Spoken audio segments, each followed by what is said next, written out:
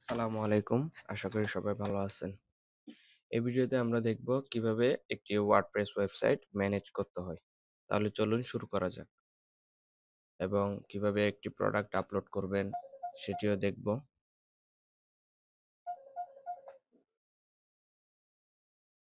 প্রথমে আমাদের আমাদের ওয়েবসাইটের ড্যাশবোর্ডে লগইন করতে হবে।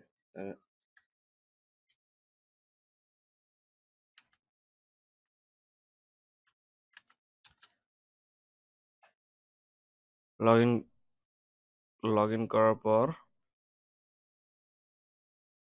আমাদের এরকম একটি ইন্টারফেস আসবে। দেখুন এখানে ড্যাশবোর্ড লেখা আছে। এটি হচ্ছে আমাদের ওয়েবসাইটের ড্যাশবোর্ড অর্থাৎ অ্যাডমিন প্যানেল। এখানে আমরা আমাদের সব যাবতীয় অপশনগুলো পাবো যেগুলি দিয়ে আমাদের ওয়েবসাইটের ফ্রন্ট এন্ডকে ম্যানেজ করা হয়। আমি যদি ভিজিট করি আমাদের ওয়েবসাইট হচ্ছে এটি। এখানে দেখুন প্রথমে আমরা দেখব কিভাবে আমাদের ওয়েবসাইটে পোস্ট করব।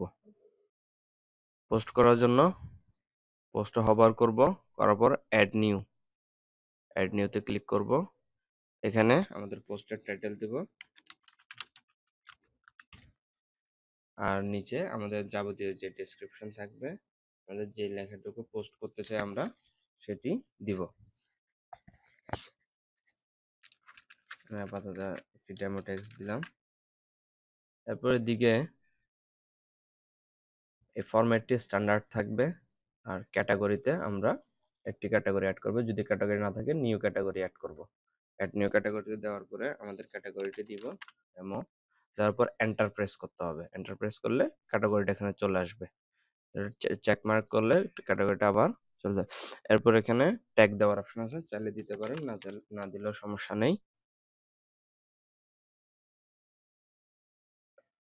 এরপর এখানে আমাদের ফিচার ইমেজ অর্থাৎ আমরা বাইরে থেকে আমাদের পোস্টে যে ইমেজটি দেখতে পাই সেটি হচ্ছে আমাদের ফিচার ইমেজ।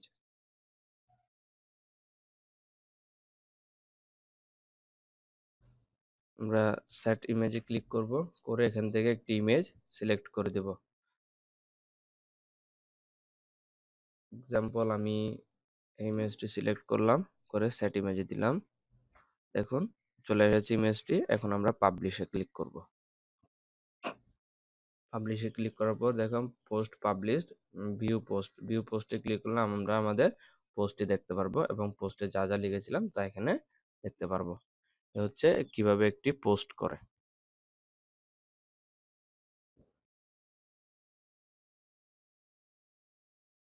এখন আমরা দেখব কিভাবে একটি প্রোডাক্ট অ্যাড করে। প্রোডাক্ট অ্যাড করার জন্য আমরা নিচে আসব, নিচে এসে এই প্রোডাক্টে ক্লিক করব, ক্লিক করে অ্যাড নিউতে ক্লিক করব। অ্যাড নিউতে ক্লিক করার পরে এখানে আমরা প্রোডাক্টের নাম দিব। এক্সাম্পল আমি এটি ডেমো দিলাম। আর এটা হচ্ছে প্রোডাক্টের ডেসক্রিপশন। এটা হচ্ছে প্রোডাক্টের যেই বড় ডেসক্রিপশন থাকবে সেটি। আর নিচে এখানে সিম্পল প্রোডাক্ট হলে সিম্পল প্রোডাক্ট, যদি প্রোডাক্টের কোনো ভেরিয়েশন না থাকে, ধরেন কালার সাইজ এরকম না থাকে, তাহলে সিম্পল প্রোডাক্ট থাকবে। আর এখানে প্রাইসটা দিতে হবে। যদি প্রোডাক্টের কোনো ভেরিয়েশন থাকে, যে কালার সাইজ থাকে, তাহলে এখান থেকে সিম্পল থেকে আমরা ভেরিয়েবল প্রোডাক্টে সিলেক্ট করে দেব। তখন এখানে অপশনগুলো আপডেট হয়ে যাবে। এরপর শিপিং এগুলো যেরকম আছে সেরকম থাকবে। লিঙ্ক প্রোডাক্ট চাইলে আপনি কোনো প্রোডাক্টের সাথে আপসেল ডাউনসেল করতে পারেন, অর্থাৎ রিলেটেড প্রোডাক্টগুলা। অ্যাট্রিবিউটসে আমরা সাইজ কালারগুলো দেখতে পারবো। এই যে এখান থেকে অ্যাড এক্সিস্টিং এ ক্লিক করব, সিলেক্ট কালারে ক্লিক করব, করলে দেখবেন এখানে কালার মোটামুটি অনেকগুলো কালার দেওয়া আছে। যদি কোনো কালার মিসিং থাকে আপনি এই যে এখান থেকে ক্রিয়েট ভ্যালুতে ক্লিক করে, ধরেন আমি এখানে দিলাম কি একটি ডেমো দিলাম, ডেমো না একটি কালার দেই। কি কালার আছে দেখি। ইয়েলো, ব্ল্যাক, হোয়াইট কালার নেই। আমি এখানে হোয়াইট কালার দিই। ক্রিয়েট ভ্যালুতে ক্লিক করে হোয়াইট হোয়াইটে দিয়ে ওকে দিলে এখানে হোয়াইট কালারটা অ্যাড হয়ে গেছে। এভাবে আপনি চাইলে কাস্টম কালার অ্যাড করতে পারবেন আরো। আপাতত আমি একটি কালারই সিলেক্ট করলাম। চাইলে সবগুলা কালার সিলেক্ট করার জন্য সিলেক্ট অলে দিবেন। আর যদি চান যে শুধু ২ বা ৩ টা কালার আছে তাহলে এভাবে রাখবেন। আমার কাছে শুধু ২ টা কালার আছে, ব্লাক আর ব্লু। তারপর এরপর হচ্ছে সাইজের পর আমরা দিব, কালারের পর আমরা দিব সাইজ। তো সিলেক্ট সাইজে ক্লিক করে আবার দেখুন এখানে অনেকগুলা সাইজ দেওয়া আছে, ২৮ থেকে ৪৬ পর্যন্ত সাইজ দেওয়া আছে। এর বাইরে যদি কোনো সাইজ লাগে ক্রিয়েট ভ্যালুতে ক্লিক করে সাইজটা দিয়ে দিবেন।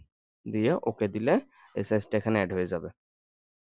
আপাতত আমাদের ২ টা সাইজ আছে, ধরে নিলাম যে ২৮ আর ৩০, এই ২ টা সাইজ দিলাম। এরপর আবার আমরা আসলাম এখানে সাইজে ক্লিক করলাম। সাইজে ক্লিক করার পরে এটা হচ্ছে এক্সেল এম এই সাইজগুলোর বিষয়। তখন এই শুধু সাইজে ক্লিক করে এখান থেকে আমরা চাইলে সিলেক্ট করে দিতে পারি এল, এম, এম হচ্ছে না, প্রথমে এল এ সিলেক্ট করি, এল, এম। যদি সবগুলো লাগে তাহলে আমরা সিলেক্ট অল দিয়ে দিলে হয়ে যাবে, আর একটা একটা লাগলে তখন আমরা এভাবে দিতে পারবো। আমি এম আর এলটা রাখলাম এখানে। এখন সেভ অ্যাট্রিবিউটসে দিব। তারপর দেখেন এগুলো এখানে চলে আসছে। তো ভেরিয়েবলস যখন আমরা যাব তখন দেখেন জেনারেট ভেরিয়েশন, এটাতে ক্লিক করে ওকে করে দিব। তাহলে আমরা যে ভেরিয়েশন গুলো সিলেক্ট করে আসছি সবগুলার সাইজ আর যেগুলো সিলেক্ট করে আসছে ওগুলো এখানে দেখাবে। দেখুন ব্লু ২৮ সাইজের এল, আবার ব্লু ২৮ সাইজের এম, এভাবে শো করবে। ২ টা কালার দিছে আমাদের, ২ টা কালারে যদি এরকম হয় যে সবগুলা সাইজ এবং সবগুলার প্রাইস সেম, ধরেন আমার আহ, সব কালার এবং সব সাইজের প্রোডাক্ট, এই প্রোডাক্টটা সেম দাম, অর্থাৎ ডেমো প্রোডাক্টটা সব সাইজের সব কালারের সেম দাম, তখন আমরা এই শুধু অ্যাড প্রাইসে ক্লিক করে, ধরেন এটার দাম ৫০০ টাকা, তো ৫০০ দিয়ে অ্যাড প্রাইসে দিলে সবগুলো প্রাইস আপডেট হয়ে যাবে অটো। আবার যদি চান যে ২৮ সাইজেরটা বা ব্লু কালারেরটা আপনার হচ্ছে ৫০০ টাকা, কিন্তু আপনার হোয়াইট কালারের যেটা ২৮ সাইজ সেটা আপনি ৬০০ টাকা রাখবেন। তখন আমরা এখানে যখন ৬০০ দিব, এই যে এখানে রেগুলার প্রাইসটা এডিটে ক্লিক করে রেগুলার প্রাইসটা ৬০০ করে দিব। তারপর আবার এডিটে ক্লিক করব। আবার যদি বলে যে ৩২ সাইজের যেটা, সেটা যদি বলে যে আমি ১০০০ টাকা, তখনও এভাবে দিতে হবে, এডিটে ক্লিক করে রেগুলার সাইজ পাশাপাশি। তারপর সেভ চেঞ্জে ক্লিক করব। ক্লিক করার পর নিচে আসবো, এখানে অ্যাডভান্স কিছু অপশন আছে, এগুলো আমাদের প্রয়োজন নেই, এগুলো আমাদের কিছু করতে হবে না। এরপরে চাইলে প্রোডাক্টের যদি কোনো ভিডিও থাকে আপনারা সেটা এক্সট্রা, এই যে এক্সট্রা অপশনে এই যে কাস্টম বাবল বলেন, এগুলা না দিলেও সমস্যা নেই, যেহেতু আমরা এখানে প্রোডাক্টের করব, ইমেজ দিব। দেখুন সিলেক্ট সেট প্রোডাক্ট ইমেজ, তো আমরা এখানে সেট প্রোডাক্ট ইমেজ থেকে একটা ইমেজ দিলাম, ধরেন এই ইমেজটা দিই, সেট ইমেজে ক্লিক করলাম। এই ইমেজটা দিয়ে আমরা এখান থেকে ক্যাটাগরিতে সিলেক্ট করে, এটি শার্টের ক্যাটাগরি হবে যেহেতু শার্ট। তারপর প্রোডাক্টের গ্যালারি বলতে একটা প্রোডাক্টের বিভিন্ন যদি ছবি থাকে, বিভিন্ন কালার যেরকম ছবি থাকে, তখন আমরা অ্যাড টু গ্যালারিতে করে ছবিগুলো এখানে অ্যাড করে দিতে পারবো। একটা একটা করে এভাবে অ্যাড টু গ্যালারি আবার দিয়ে আবার অ্যাড টু গ্যালারি এভাবে করে অ্যাড করতে হবে। করার পরে প্রোডাক্ট ট্যাগ চাইলে দিতে পারেন, না দিলেও সমস্যা নেই। এরপরে আমরা একটু নিচে আসি, এটা হচ্ছে প্রোডাক্টের শর্ট ডেসক্রিপশন। এই শর্ট ডেসক্রিপশন হচ্ছে আমাদের প্রোডাক্টের যে শর্ট ডেসক্রিপশন থাকে, যেমন আপনার মানি ব্যাক গ্যারান্টি এই টাইপের যেগুলো ডেসক্রিপশন থাকে ছোট, ওগুলো চাইলে দিতে পারেন, সমস্যা নেই। এরপরে আমরা উপরে যাব, গিয়ে পাবলিশে ক্লিক করব। পাবলিশে ক্লিক করার পরে দেখুন ভিউ প্রোডাক্ট পাবলিশ, আমি এটাতে ক্লিক করব। দেখুন আমার প্রোডাক্টটি পাবলিশ হয়ে গিয়েছে। দেখুন ৩টি ছবি অ্যাড করেছিলাম আমরা, ৩টা ছবি এখানে শো করছে। এটাকে বলে প্রোডাক্ট গ্যালারি, আর প্রথম যে ছবিটা এটাকে হচ্ছে সেট ইমেজ। এখন দেখেন ৫০০ থেকে ১০০০ এর ভিতরে প্রাইস রেঞ্জটা আছে। আম, আমরা সিলেক্ট একটা কালার সিলেক্ট করে ব্লু কালার, সাইজ ২৮ আর এল সাইজ, দেখেন ৫০০ টাকা।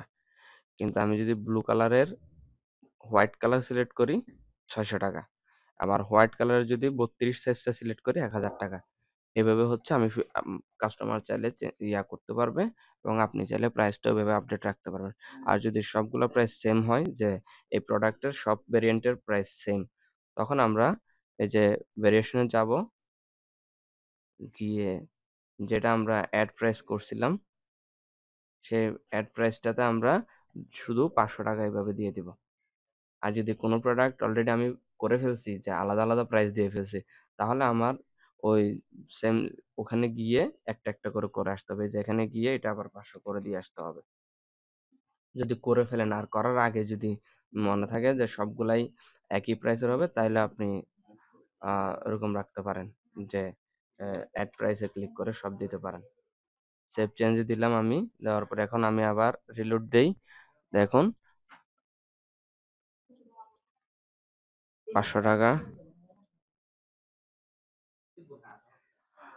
হোয়াইটের ৩২ সাইজটা আমরা একটু করি। হোয়াইটের ৩২ সাইজের এল, হোয়াইটের ৩২ সাইজের এল। আচ্ছা, আমরা এটা আপডেট করে নিই। এই যে আপডেট করলাম, আপডেট করার পরে এখন এখানে এসে রিলোড দেই। এই যে ৫০০ টাকা সর্বোচ্চ এখানে। এভাবে হচ্ছে আমরা একটা প্রোডাক্ট পাবলিশ করতে পারবো। এভাবে প্রোডাক্ট আমরা আপলোড করতে পারবো। যেই ক্যাটাগরি এবং এই বিষয়গুলো আমরা এই যে এখানে নিচে যে ক্যাটাগরি সিলেক্ট করছিলাম সেখান থেকে হুবহু আগের মতো করে আমরা ক্যাটাগরিগুলো অ্যাড করতে পারবো। এরপর আমরা দেখব যে একজন কাস্টমার একটা প্রোডাক্ট অর্ডার করলে সেটি আমরা কোথায় পাবো। তো মনে করেন এই প্রোডাক্টটা একজন কাস্টমার বাই করবে, এই যে সিলেক্ট করে এবারে এল সাইজ দিয়ে অর্ডার করে দিল সে একটা প্রোডাক্ট। এখানে ২ টা প্রোডাক্ট দেখছে, আমি একটা কেটে দিলাম। দেওয়ার পর দেখুন এই প্রোডাক্টটি আমি বাই করব। বাই করার আমি এখানে নামটি একটু পরিবর্তন করে দিই, যেহেতু আগের নামে একটি অর্ডার আছে। আমি এভাবে দিলাম, দিয়ে প্লেস অর্ডারে ক্লিক করলাম। এখানে বলছে fill please enter an address to continue. এখানে আমাকে অ্যাড্রেস দিতে বলছে। অ্যাড্রেস তো দেওয়া আছে।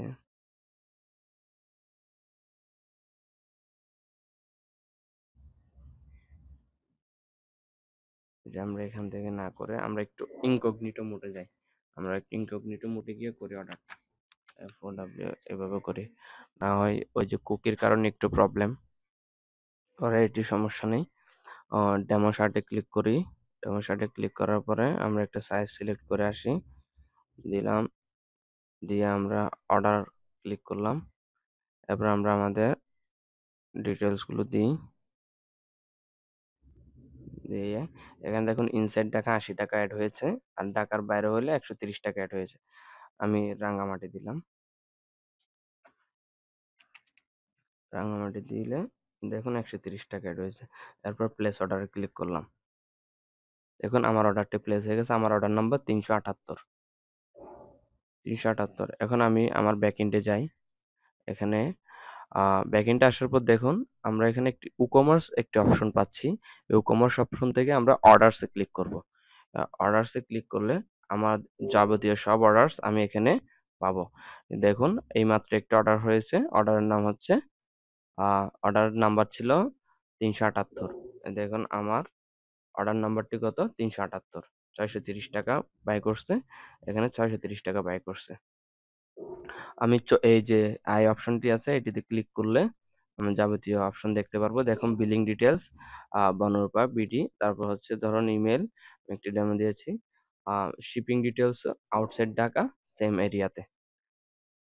এখন আমি চাইলে দেখুন কোন কোন প্রোডাক্টের কি কি দিয়েছে। দেখুন ব্লু ২৮ সাইজ আর এল। এডিটে ক্লিক করে আমি চাইলে এখান থেকে যেকোনো অপশন এডিট করতে পারি। এই যে কলম যেমন বিলিং অপশনটা ঠিক থাকলো, শিপ যদি সে অন্য জায়গায় করতে চায় বা আমাকে কল করে আবার যদি দিতে বলে যে এটা আমি অন্য জায়গায় দিতে চাই, তখন আমি এখান থেকে এটা সেট করতে পারবো। অনায়াসে করে এই আপডেটে ক্লিক করলে ঠিক হয়ে যাবে। আর এখন আমার অর্ডারটি কিন্তু প্রসেসিং এ আছে। অর্ডারটি আমি চাইলে হোল্ডে রাখতে পারি, চাইলে আবার রিফান্ড করে দিতে বা ক্যানসেল করে দিতে পারি। এটা পেমেন্ট পেন্ডিং ও করতে পারি। আহ, কোন একটা অর্ডার হলে সেটি প্রসেসিং এ থাকে ইন জেনারেল। এরপরে আমি চাইলে এটা হোল্ডে রাখতে পারি। আর যদি অর্ডার কমপ্লিট হয়ে যায় আমি এখান থেকে কমপ্লিট করে দিলে অর্ডারটা কমপ্লিট হয়ে যাবে। আমাদের অর্ডারটা কমপ্লিট হয়ে গেছে, তার ইমেইলে চলে গেছে। দেখুন আমি যে অর্ডারটা করছি অর্ডারটা ইমেইলে চলে আসবে। অর্ডারের ইমেলটা একটু দেখি, এই যে আমি এই ইমেলে একটু জিমেলে চেক করি যে অর্ডার আসছে কিনা। স্প্যামে থাকতে পারে।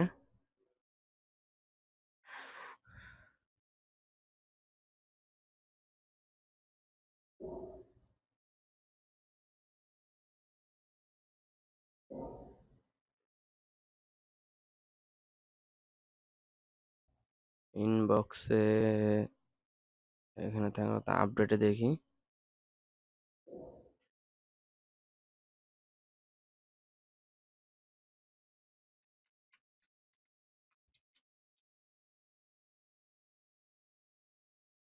আচ্ছা, এটি এখানে আসেনি ইমেলে। ইমেলে আমরা যখন একটু আবার চেক করে কনফিগার করে দেব ইমেল অপশনটা, তখন এটি কাস্টমারের ইমেলে চলে যাবে। আমি আবার ইমেলটি একটু দেখে আসি ইমেলটি ঠিক আছে কিনা। host@bd@gmail.com, এখান থেকে একটু আবার send order to details two কাস্টমারে ক্লিক করি। অনেক সময় মেইল আসতে সময় নেই।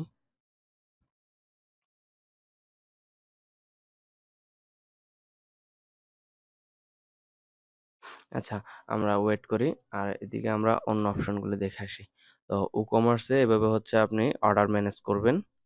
আপনি চাইলে বাইরে থেকে যে অর্ডারসে ক্লিক করে এখান থেকে ডিরেক্ট বাল্ক সিলেক্ট করে, মনে করেন ২-৩টা অর্ডার একসাথে আপনি অ্যাকসেপ্ট করবেন বা প্রসেসিং এ রাখবেন বা কমপ্লিট করবেন, তখন আপনি বাল্ক অ্যাকশন থেকে এখান থেকে change to processing, change to hold এভাবে করতে পারবেন।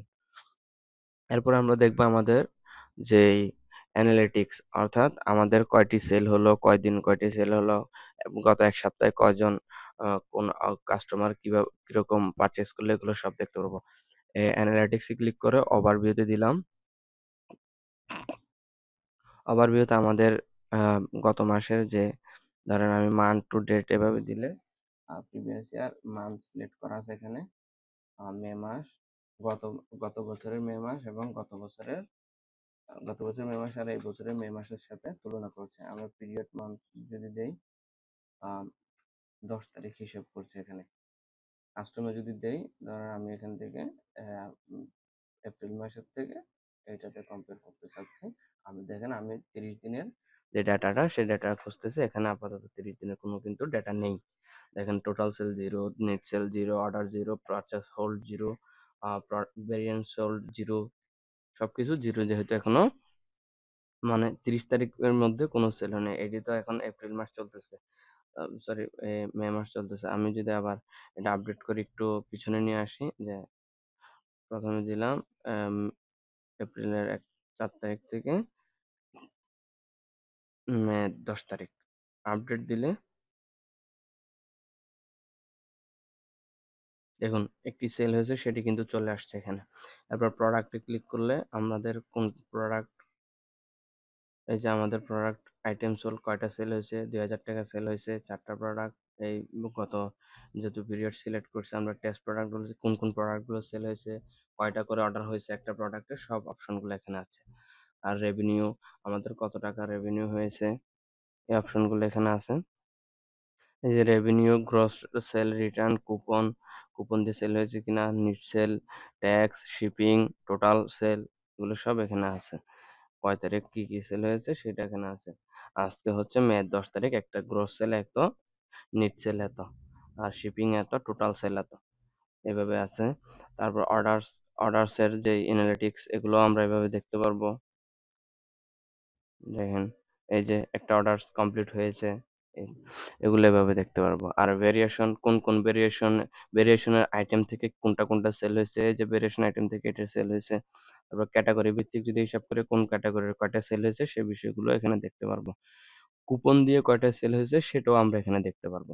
অর্থাৎ যাবতীয় সব ডেটা আমরা এখানে দেখতে পারবো। অ্যানালিটিক্স তারপর ট্যাক্স বিষয়টাও আমরা দেখতে পারবো। ডাউনলোড কয়টা হয়েছে সেটাও দেখতে পাবো যদি ডাউনলোডেবল প্রোডাক্ট আমরা সেল করে থাকি। তারপরে স্টকে কয়টা আছে সেটাও আমরা দেখতে পারবো এখানে।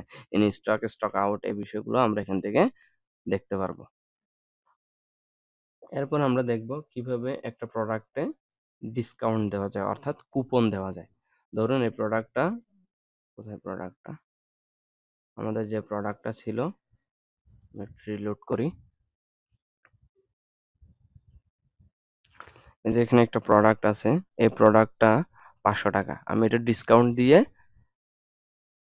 15% ডিসকাউন্ট দিব।